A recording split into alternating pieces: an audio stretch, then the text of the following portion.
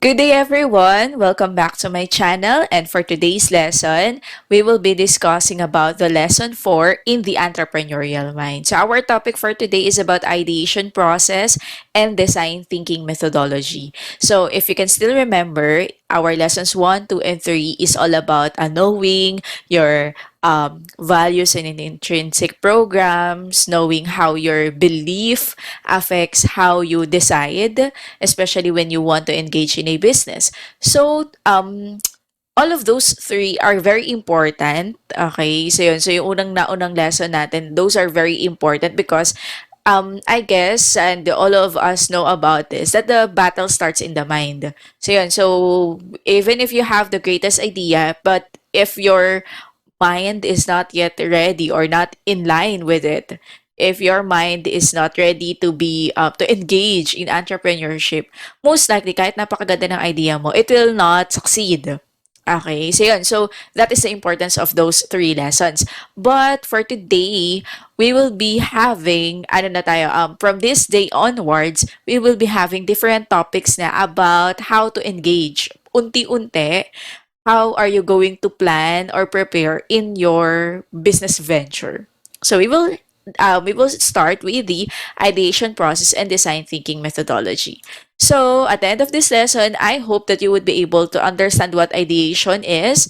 We will discuss the five-stage design thinking model and explain different ideation techniques. And I also hope that you would be able to understand the concept of bootstrapping. So I will be dividing this video into two. So at first, we will have the ideation and design thinking. And for the second video, we will be discussing about the concept of bootstrapping. So let's start.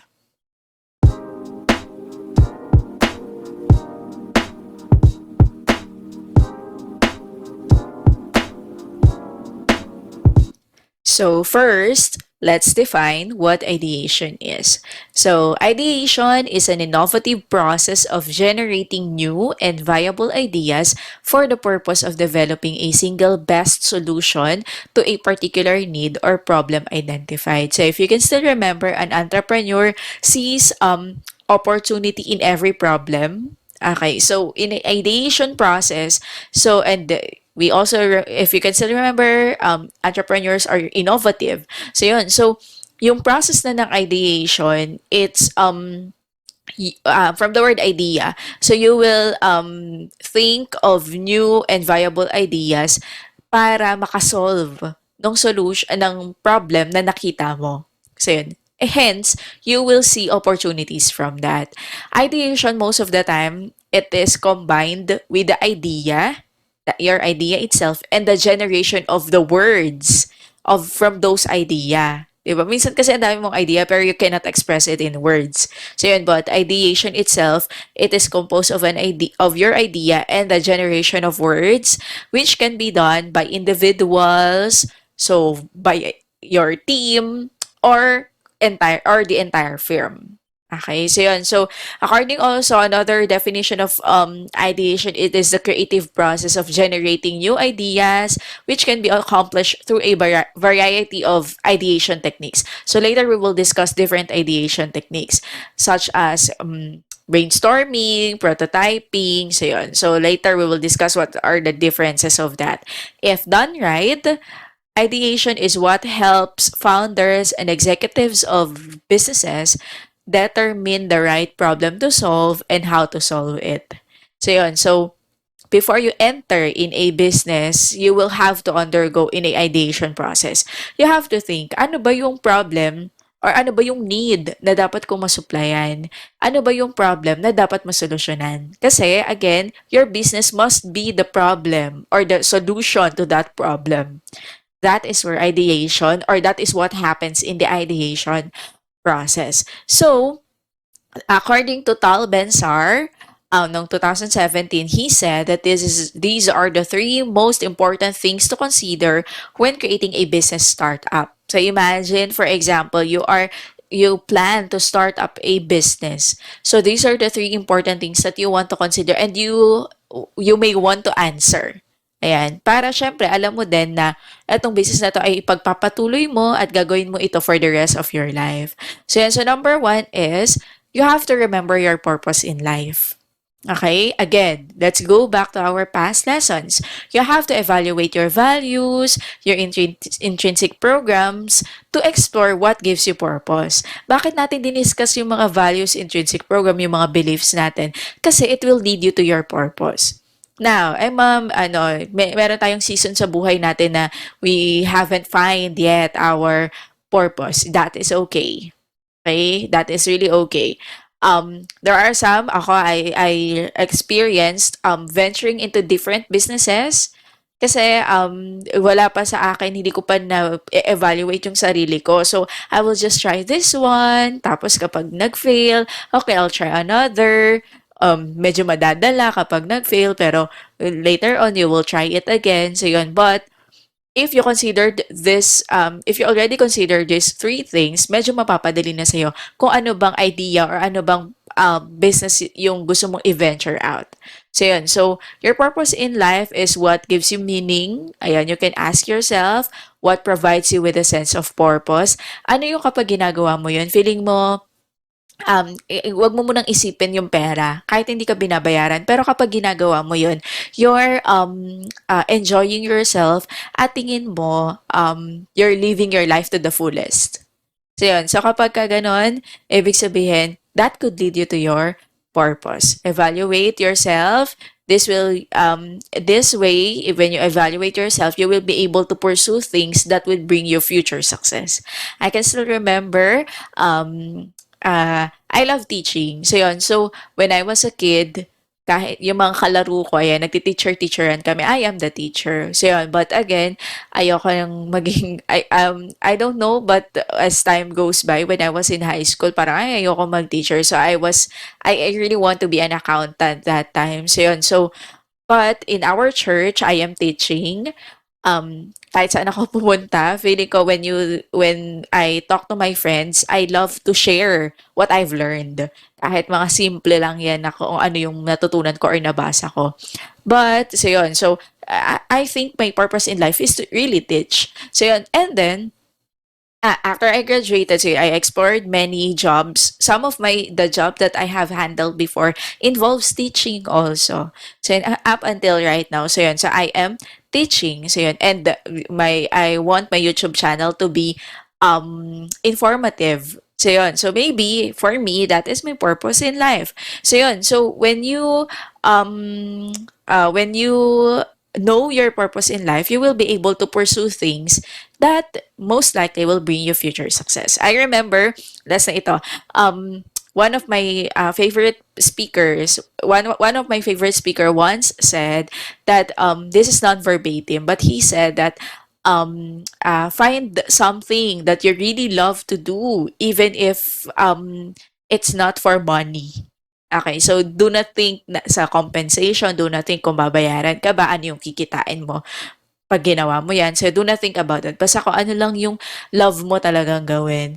And continue doing it. Kasi daw, someday, people will be happy paying you for it.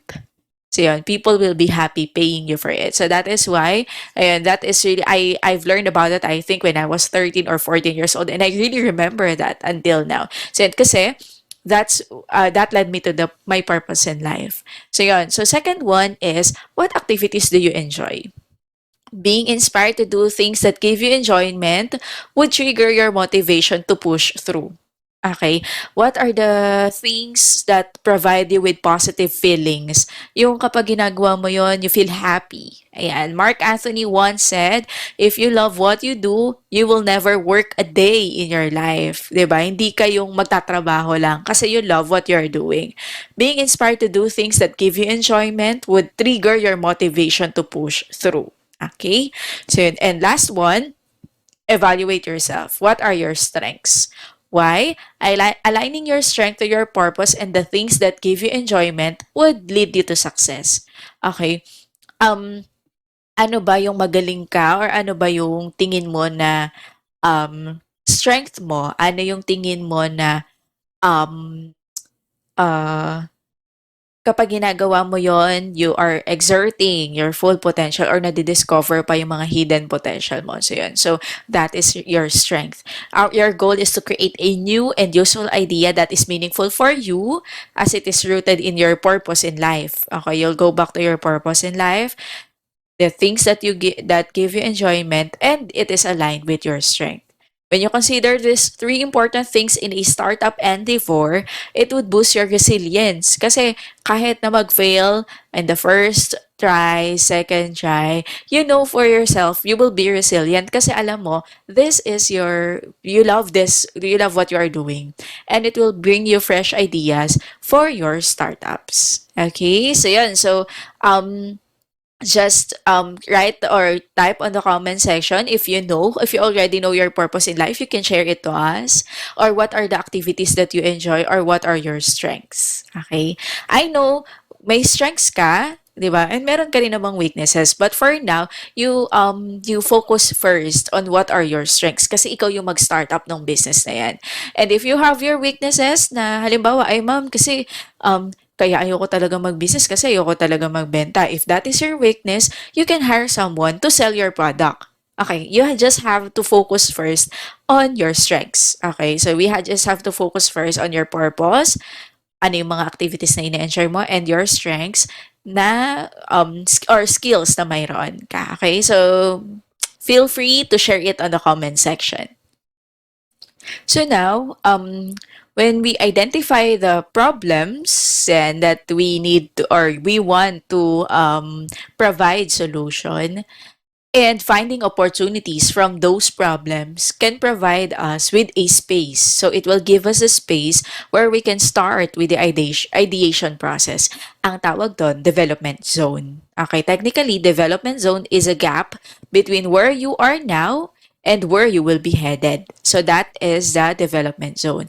So generated ideas must be carefully laid out to come up with calculated results. Moreover, the continuity of the ideation process will be strengthened fully if you will be able to capture the market and identify potential and existing competitors. So this is what happens in the development zone. Capturing your market, alamin mo sino yung magbe-benefit from that idea, and then identify your competitors can only be made possible with market research in place. So yun. So let's define later what the market research is. So let's proceed first with the design thinking methodology. Design thinking methodology is a design methodology that provides a solution-based approach to solving problems. According to Mogridge, the co-founder of the consulting firm Ideo, okay, he defines design thinking as a methodology that employs the subconscious. Okay, they said subconscious mind. Those are the part of your mind na yung mga medyo parang medyo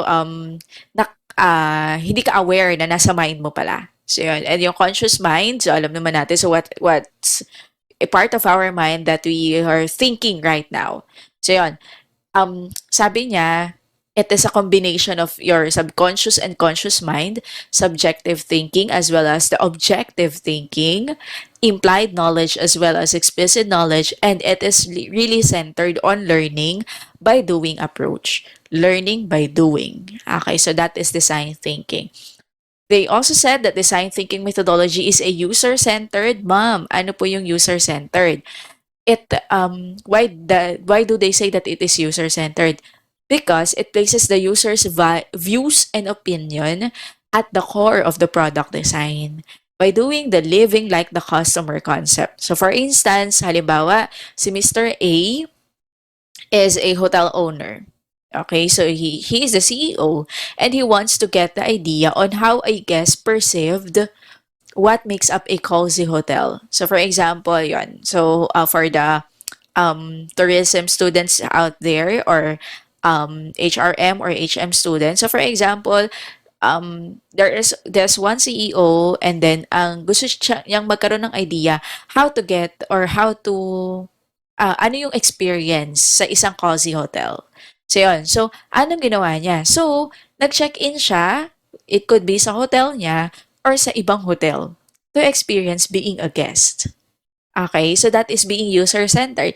Through this, he will be able to see an area for improvement in his hotel. As a result, he focuses on improving hotel services based on customer feedback. I remember this design thinking methodology because um, before I worked also in a retreat center, and medyo malaki siya na retreat center. So syempre we want to improve our how we deal with our guests. We want to improve our building, our rooms, our service.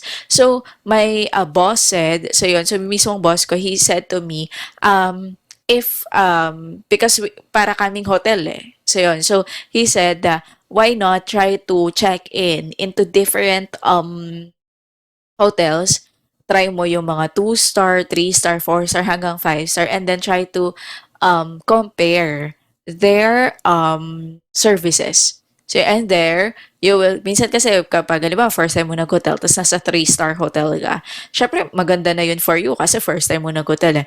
Up until pumunta ka sa 5-star hotel, nakita mo na mas maganda pala talaga, kaya pala siya 5-star. So, yun. So, that is the design thinking. Okay, with the design thinking method, it will be user centered. You may want to know the user's needs, which can be known through surveys, market research, experiments, and upon doing that, you will put it at the core of your product design.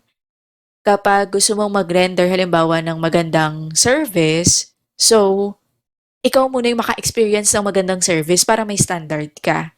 If you want to offer a good product. For example, cake, nagbe-bake ka. So, you may want to taste your own cake or tumikim ka ng contest, tumikim ka ng iba't ibang different types of cake at yung mga nagbe-bake on your surroundings, on your environment or sa town nyo, di ba? So yun, why?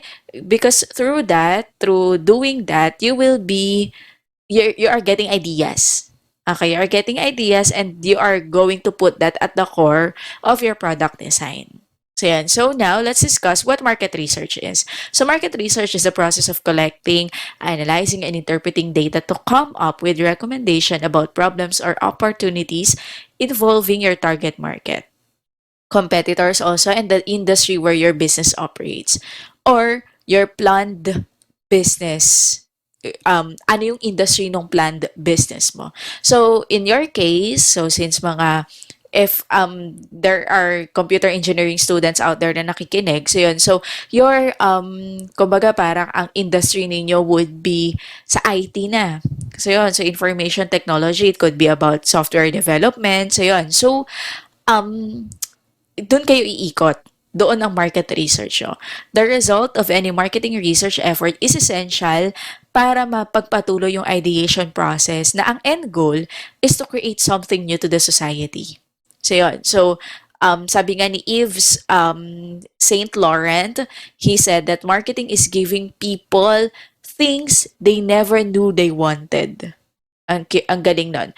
Marketing is giving people things they never knew they wanted. Before they realize na kailangan nila to, you already provided for them. So yan, so that's marketing. Okay, so yun. So if you want to put up your own business, so think of something na hindi pa na-realize ng mga tao na kailangan nila and then give it to them. I-provide nyo na rin sa kanila. Later on, when they realize na, kailangan ko to, therefore, i-avail nila yung products and services that you are offering to them. Now, let's proceed to the 5-stage design thinking model, which was proposed by the Hasso-Plattner Institute of Design at Stanford. So, here we will see what are the stages that we have to undergo when we are in a design thinking method or when we are using design thinking methodology. First now is these are the 5-stage process. So empathize, define, ideate, prototype, and test. So let's proceed first with empathize. Okay. It says here that empathize, um, uh, In the empathize or in the step one, you have to gain an empathic understanding of the problem you are trying to solve. This involves consulting experts to find out more about the area of concern. For example, hindi mo naman talaga field iyon. For example, ako, business administration ako. Tapos, I engage halimbawa na lang in a software development. So, hindi ko yun area, di ba? So, yun. So, um, kung alam mo na weakness mo yon or this part is not of your area of expertise, why not consult other experts about that area? So in that way, you can understand the problem that you are solving. Here in empathize, you can also do it through observing, engaging and empathizing with people to understand their experiences and motivation, as well as you have to immerse yourself in the physical environment so you can gain a deeper personal understanding of the issues or the problem that is being involved. So in empathy, ayan, di ba? Alam naman natin empathy, it is very crucial to a human-centered design process, and because it allows design thinkers to set aside their own assumptions about the world, di ba? And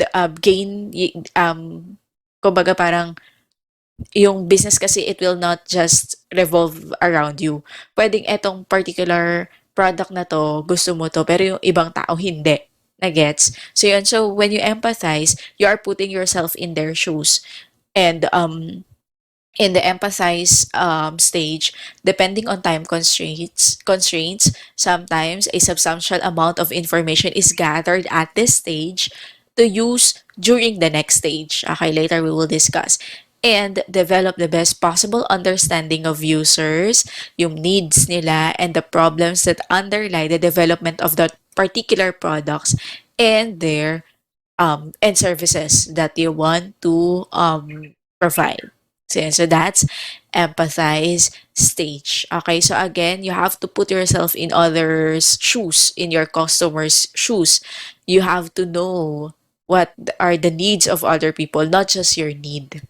Okay, so that's empathize. Next one, okay, so we have different stages pala under ng empathize, which is for the first one is define. Okay, in the define stage, or you have to define the problem. This is where you will analyze your observations and synthesize them in order to define the core problems that you and your team have identified up to this point. So during the define stage, you will put all the information that you have gathered, um, that you have created into this empathize stage, and then you will analyze, synthesize, and then it should be seeking to define the problem as a problem statement in a human-centered manner. Okay, to illustrate, for example, instead of defining the problem as your own wish or a need of the company, such as, for example, um, this is the usual way of presenting this. We need to increase our food product market share among young teenage girls by 5%. Diba? So yun. So that's parang straight to the point naman. Okay naman. Okay.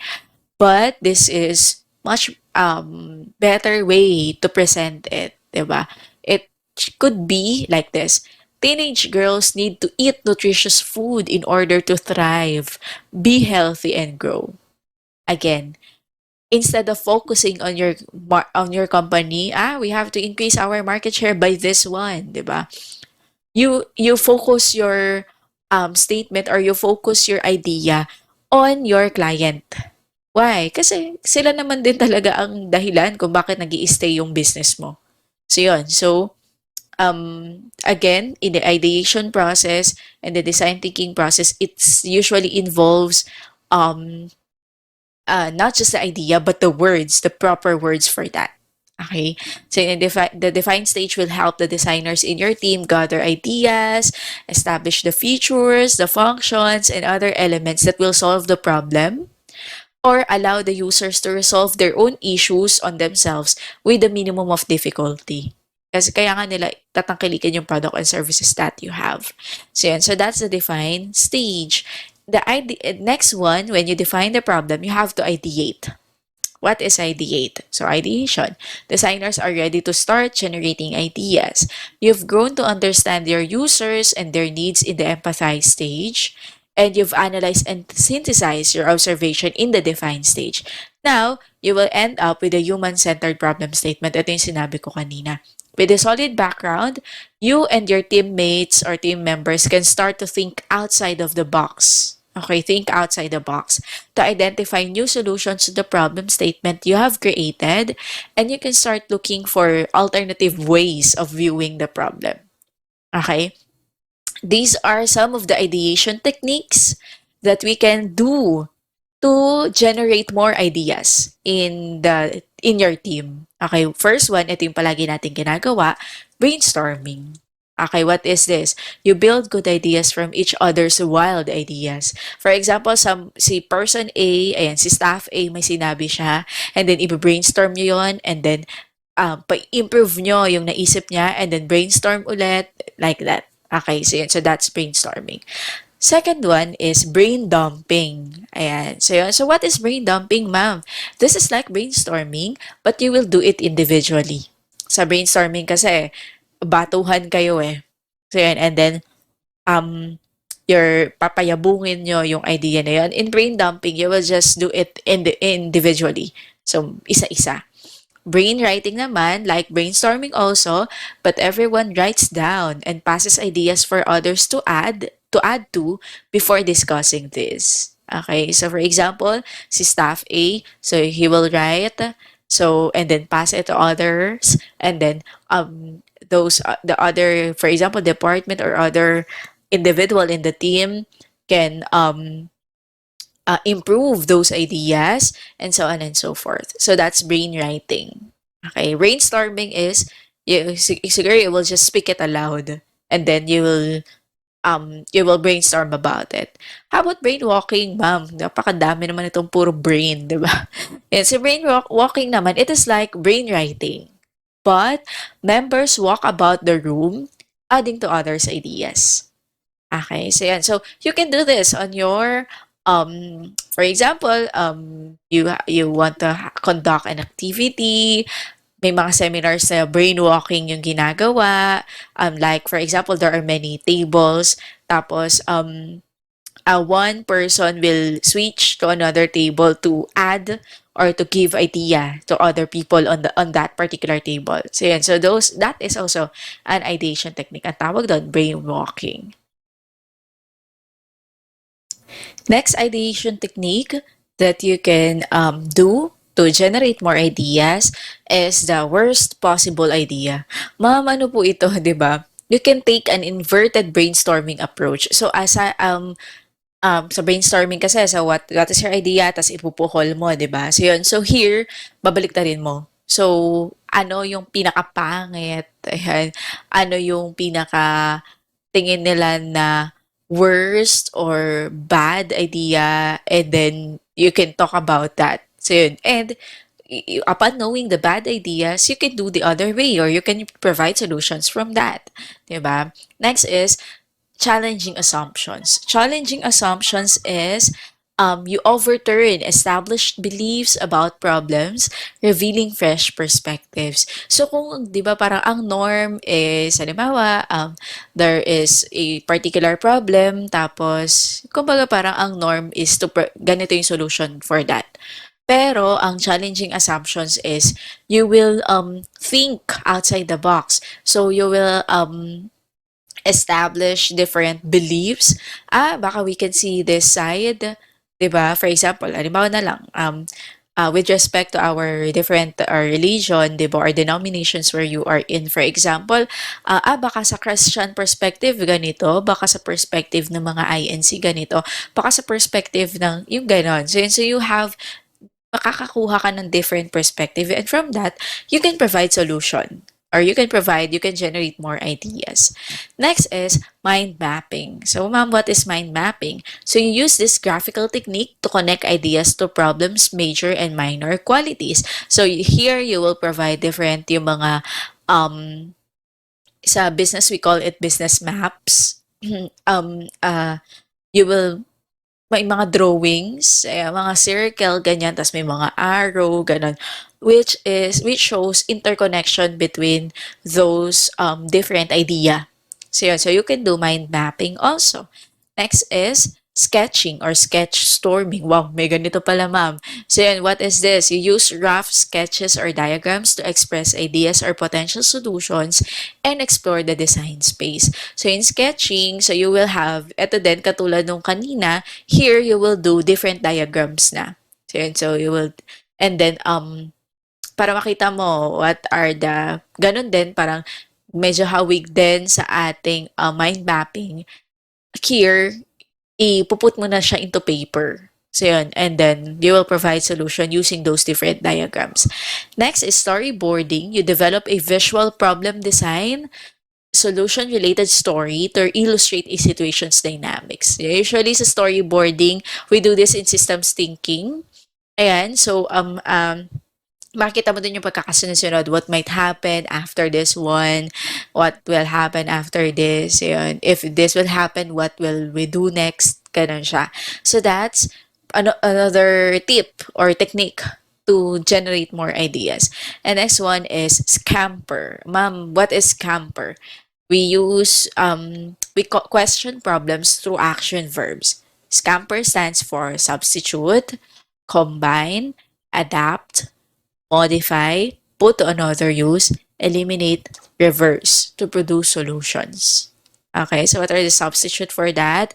What will happen if we combine it with that?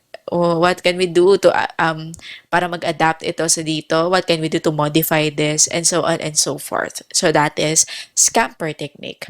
Next is body storming. You use role playing in scenarios or customer journey steps to find solution, 'di ba? So you can provide pwede na actual na role playing. Okay naman, panood ka ng videos and then you ask the team, oh, what are we going to do if this will happen? Something like that. So yun, that's body storming. Analogies is you do comparisons to communicate ideas better. So when you say analogy, di ba, um, we compare and we compare things para mas makapag-generate pa tayo ng mas maraming idea pa. Okay, next is provocation. You use an extreme lateral thinking technique to challenge established beliefs and explore paths beyond. So, pwedeng yung mga belief na ano na, hindi natugma doon sa belief ng karamihan doon sa team, 'di ba? Siyempre para medyo ma-shake sila and maisip nila, magkaroon sila ng another idea. So yun. Next is movement. You take a what-if approach to overcoming obstacles in ideation and finding themes, trends, attributes towards reliable solution. So that is the movement technique. And the cheat storm, what is this? From the word cheat, you will use previously ideated material as stimuli. So you will use, for example, in a research or doing a research, madalas kasi ngayon ang ina-advise na sa atin is to make or to, yung survey questionnaire mo is previously published na or ginamit na ng mga na-publish na researches. So yun, so that is also part of the cheat storm. So yun, so okay siya kasi you can malilesen na yung pag-iisip, 'di ba? Malilesen na yung time na um, mag-iisip ka pa ng new idea when in fact meron naman ng idea na present or na discover na before or nagamit na before. So those are different ideation techniques. So yun. So again, so define the problem and then after that you will ideate it. Okay, that is part of the empathize. Oh, next, we also have crowdstorming. Your target audiences generate and validate ideas through feedback or through the social media to provide valuable solution insights. So, parang crowdsourcing. Ayan, oh, you will ask, madalas daw nakikita ko sa social media and then you will get different feedback. For example lang, halimbawa, last time I saw a crowdsourcing about the aircon. So, ano yung magandang brand, ano yung okay na horsepower, is window type or split type better, ano yung mas tipid sa kuryente, ganun. So, yun. So, you can see crowdsourcing yon or crowdstorming. Creative pause is you will take time to pull back from obstacles. So you will just have to make a recess for a while. Magpo-pause muna kayo and then you'll just go back into that um yung idea na yon. So yun. So it is really important to get many ideas or problem solutions as possible kapag nasa ideation process ka. Why? Kasi madalas what will happen is kasi ideation nga eh. So you have to get as many ideas as you can.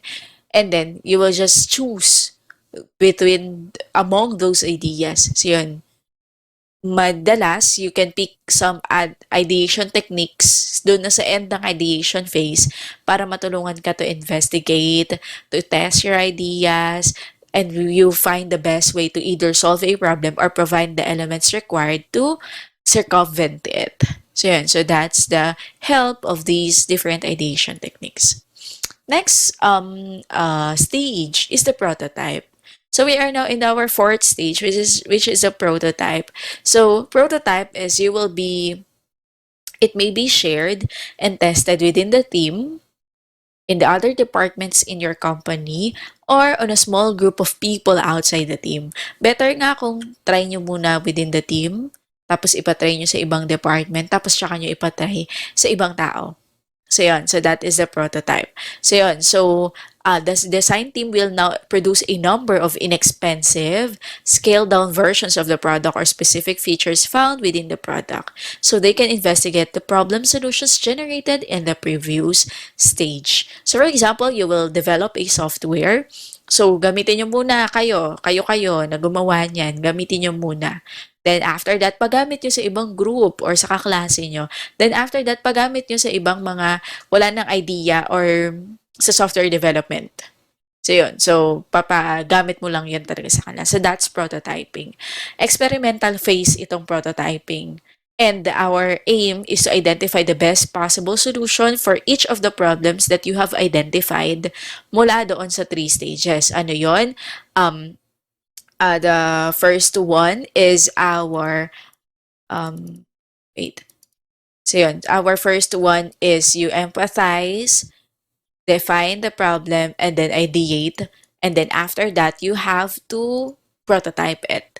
So yun. So the solutions are implemented within the prototypes, and then one by one, they are investigated and either accepted, improved, and then you will, or kung merong things to improve, i-re-examine mo ulit, or pwede ding rejected, di ba? Based on the user's experience. By the end of this stage, the design team will have a better idea of the constraints inherent to the product and the problems that are present. And you will have a clearer view of how real users would behave, how they will think, and feel when interacting with the end product. So yun, so that's prototyping. You have to remember, kapag halimbawa na-reject yan, it's really not meant to, hindi siya ni-reject para masaktan ka, ganon. Na-reject yan kasi there is another or there is a better one or meron pang ibe-better yan. So yan, that is why it is rejected by the end users mo. So yun, so you have to listen to them kasi sila yung gagamit yan. Kung ikaw satisfied ka na sa gawa mo, eh hindi lang naman ikaw ang gagawa niyan. So kikita ka dyan kapag ginamit yan ng iba. So yun, so you have to be mindful and you have to prepare yourself in the prototyping. And the last stage is you will do the test. Okay. Designers or evaluators rigorously test the complete product using the best solutions identified during the prototyping phase. So kapag napagamit mo na within your group, napagamit nyo na sa kaklase nyo, napagamit nyo na sa iba pang section or ibang course, di ba?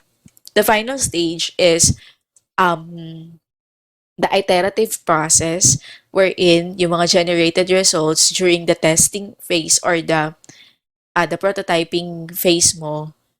Madalas kasi kapag kung ano na yung resulta sa testing phase, it will often use to redefine one or more problems and inform the understanding of the users, condition of use, how people think, how they behave, how do they feel, and how to empathize. And you know what? Even during this phase, sa testing phase, hindi pa perfect yung product mo dyan, hindi pa perfect yung software mo dyan, what are you going to do is, you will alterate it. Meron pang changes yan, mare-refine pa yan, 'di ba? Parang sa research mo lang, kala mo okay na, 'di ba? Pero pagka-defend mo, meron pang konting pinabago, 'di ba? So yun, that is fine. Okay, that is really fine. Um, para maganda yon kasi maru-rule out yung problem and ma-extract, maru-rule out yung problem solutions as and derive as deep an understanding of the product and its users as possible. And may extract yung best. 'Di ba? Mas may improve ng mai improve yung products and services that you are going to offer to other people. So yon. So again, these are our five-stage process. First, we have to empathize. Okay, let's feel how they feel, paano sila, kung paano sila nahihirapan. So let's feel it also para ma-define natin what is the problem. And through that, kapag na-define mo na, you have to ideate. So select or create or get as many ideas as you can through the different ideation techniques. And after that, you will prototype.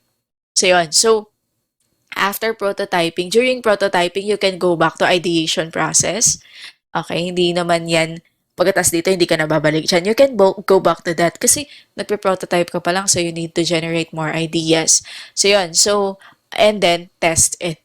So yun, so kapag na-test mo na yan, sabi ko nga kanina, test in the testing stage, minsan perfect na, okay na. But most of the time, kailangan pang i-improve yan. So kapag there is something to improve pa, you define the problem again. And then ideate again, and then prototype again, and then test it again.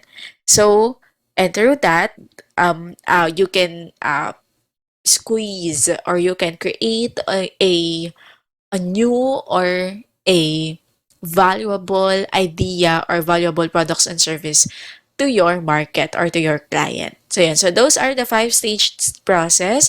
So we're done with the part one of our discussion. We already discussed the design thinking, ideation, and the five-stage design process. So later, we will discuss about the how to gather a team and the bootstrapping process. So thank you so much for listening. I hope you learned a lot in this lesson. And if you have learned a lot, please don't forget to like, subscribe, and share this video on your friends. Thank you and God bless everyone.